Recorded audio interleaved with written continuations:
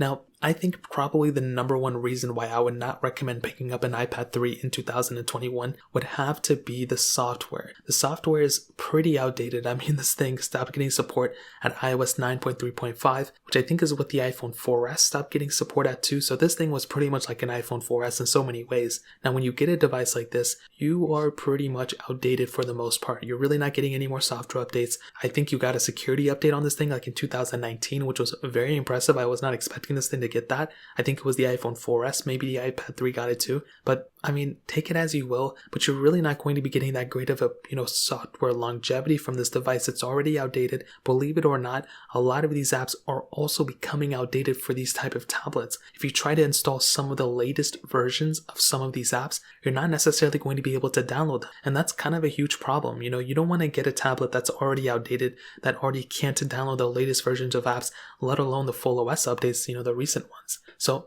that's a pretty big deal. Typically with like a version of an iPad or something that's only like one version old, like if it's like just stopped at iOS 12 or 13, for the most part, it's still okay. It's still going to be like fine for the most part. But when the apps stop getting supported, such as, TikTok, if you want to download TikTok or the latest version of Google Sheets or the latest version of your Safari browser, whatever the case is, you're not going to be getting a great experience because you're going to have to download an older version that's supported on that software. And I have videos talking about this too, but that is a pretty big deal. You have to keep that in mind. That is like the most important thing at the end of the day. So for sure, the software, the fact that it's already this outdated is just a humongous L in my opinion. I mean, it's the number one reason why I would not recommend picking up this iPad in 2021. However, on the flip side, there is a really good reason to pick up this iPad, and that is the size of this battery. I mean, this thing has a 11,560 milliamp hour battery inside of it. That is one of the biggest size batteries I think I've ever read out loud. It's a massive size battery. This thing is going to be able to last for an extremely long amount of time, and this thing wasn't even that thick. Like, it was a pretty slim device for the most part. So the fact that it had this big of a battery